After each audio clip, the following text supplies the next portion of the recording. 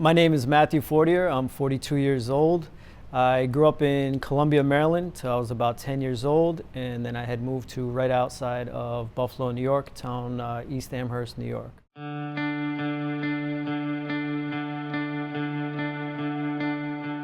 Grew up with both my parents, grew up good, no real problems in the home. I have a twin sister. That was pretty awesome growing up. Me and my sister, we got along great. Both of us, we were involved in sports a lot. I played lacrosse and hockey growing up since I was young. Sometimes me and my sister, we would go to Sunday schools with friends of ours in the neighborhood that would invite us, but no real religious upbringing in the home. My grandmother, she was Catholic. I would go to church with her when we would go and visit, and I was kind of interested in the rosary and Catholicism, and that's what kind of sparked interest. For some reason, I had always believed in God. I always had some sort of faith. There was just something in me that I knew there was a God. Never really knew what it was. It was just there. I didn't really get into a lot of trouble when I was a kid. I was very ambitious, always been that way. Raking lawns, shoveling roofs, doing anything I could, make an extra dollar. After high school, I had moved to upstate New York for a little while where my mother had the house. I always wanted to be involved in construction, so I started doing some of that stuff on the side, extra money. I ended up moving to Virginia Beach for a little while, helping remodel and build a restaurant. After I came back from Virginia Beach, pretty much didn't want to work for anybody. Didn't want to get back into the restaurant business because of the hours, so I started a painting company and was making good money, but it was slow. I wanted to live better. I wanted to make sure that everybody around me lived better. I wanted to make faster money and do that, so I had started doing some jobs with some other guys that I knew. We were taking jobs information. It was mostly, cracking safes and, things like that, and then ended up into, getting into the safe in a bank. That's where my incarceration started. I was arrested by the FBI and taken to their holding facilities. Eventually I had New York State charges brought against me as well. I had a 37-count indictment for the state of New York. The federal system, I had two charges, weapon possession and bank robbery. So I ended up getting sentenced to 7 years flat for New York State, and then I got 78 months consecutive to my New York State charges for the feds. It was like 13 and a half years, somewhere around there, that I was sentenced for altogether.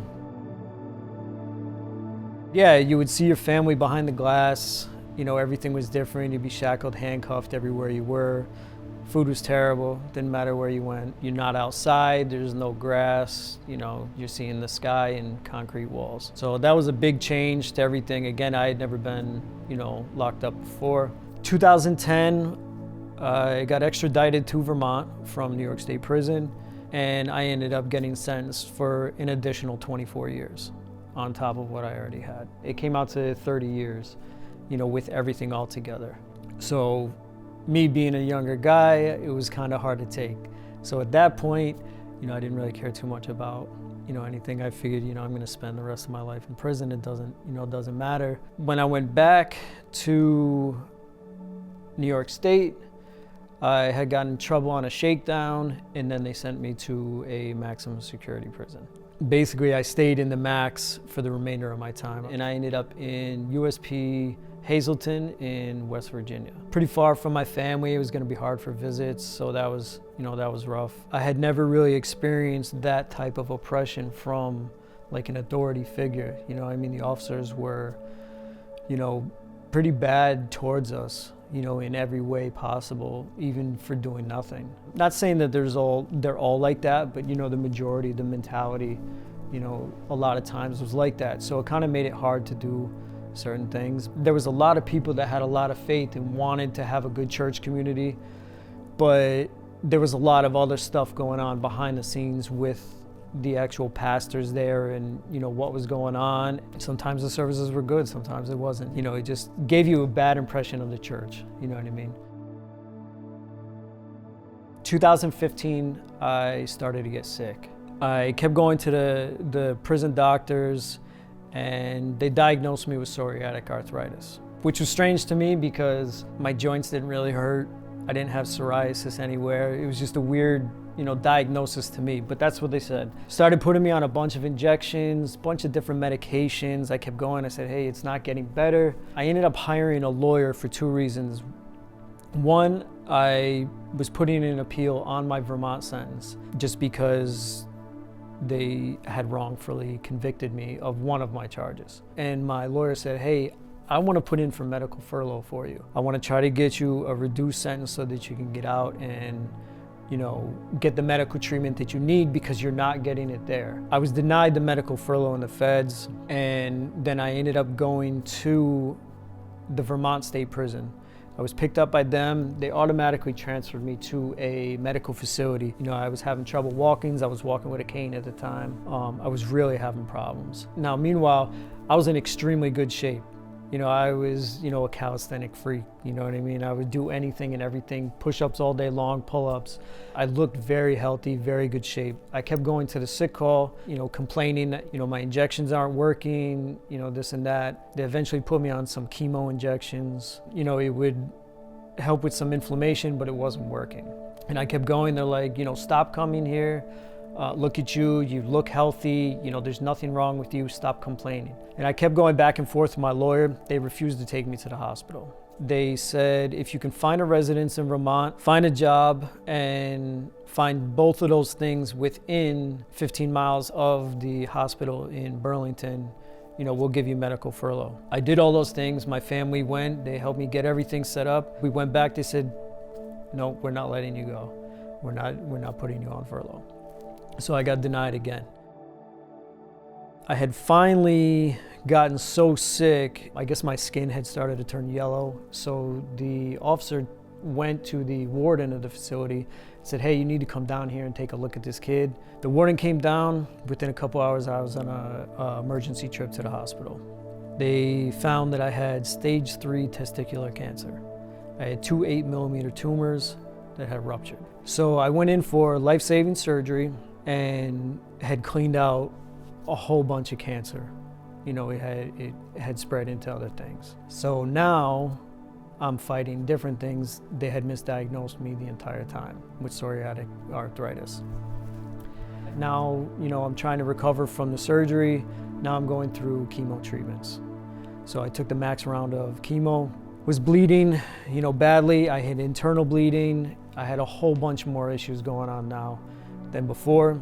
Eventually, the feds had passed a law saying that you can't sentence somebody that was so young at the time to such an extent, a life sentence. So I immediately was eligible for a parole board. I hadn't had any disciplinary actions against me. I had done all the programs that I was supposed to do. They pretty much were required to let me go on an early, good time law. So the parole board granted me parole unanimously. And that's how I had gone, with the 17 years. I had about 10 days to get ready to go home after 17 years.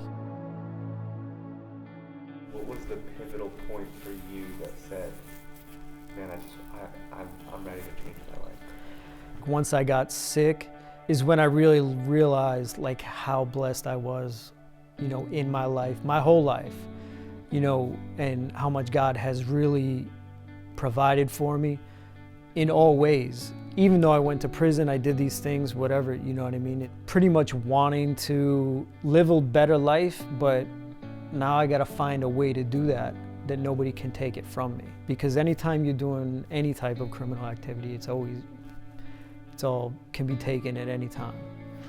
And that's one of my main goals today, being free, is doing everything I can to build a solid foundation that nobody can take from me, and that I can provide all the things that I want to do in life, for myself, the people around me, my community, everything. I've been out 2.5 years now, and I'm still not used to the way things are. It's still an ongoing process with everything. I've done really well since I've been home. I'm a roofing salesman now. I think one of the funniest things is when I first got home is this self-checkout. Had no idea what to do. And I think my sister, she laughed so hard for so long watching me walk up to that machine. I had no idea what to do, none. You know, it was a great feeling getting out, but it's disappointing with the way things were, because it wasn't like that, you know, when I got arrested. You know, people actually cared about each other when I was home before. Now, it's like everybody's got their blinders on and, you know, they don't care, you know, and that's one of the things that has been great here at Redemption. You know, you see that again, you see that love from the community, from everybody, and, you know, you get that feeling again, you know, like it was back in the day, you know, when you were growing up in the neighborhood and, you know, people talk to each other. You know, now it seems like neighbors, all they do is fight and argue and really taking for granted that the things that they have in life and the freedoms that they have. Looking back on my life, like, I am so blessed in every way, you know, especially with coming home early. Everything that has, like, everything fell into place for me when I came home. So, you know, it's been pretty awesome since I've been home. The company that had given me the opportunity, you know, for the sales position and everything like that, they had a guy at the time, Serge, that also comes to Redemption here. So I had met Serge, and we got along, you know, right from the get-go. And to be honest, like, he's been one of my biggest mentors in many areas since I've been home. Serge had asked me one time, he's like, hey, you know, we had a talk about God. I'm like, yeah, I don't really like the church, you know, and I was telling him about my faith. I'm like, you know, my faith is unbreakable. You know, like, there's nothing that you can do or say, you know, my faith is, you know, it's just, you cannot break that. Through all the things I've been through, everything, you can't, you know. And he's like, well, you know, why don't you come to church then? And I started to explain to him a lot of the issues with the churches and the prisons, and how you know, when I was sick, the priest had turned his back on me and stuff like that. So he finally got me to come. The funny thing is, the first day I came, it was all about tithing. And it was the first time I had met Pastor Jason. He's like, hey, I know we were talking about tithing, and I hope you come back next week. Pastor Jason, you know, he's been awesome. He really, you know, has changed my mind about churches, and not just Pastor Jason, but the entire community itself. This is an awesome community here. In these services, you know, you can really feel the presence of God. You see it in the people, you see the joy in people. It brings me back to the days when I grew up where, you know, people respected each other, they showed love towards each other. And I really feel like, you know, the church here, Redemption, like, that's what it's all about. It's a community. Again, my faith is unbreakable, but I was missing that community in my life. And you need that community, because I'm not meant to have my faith by myself in a closed room.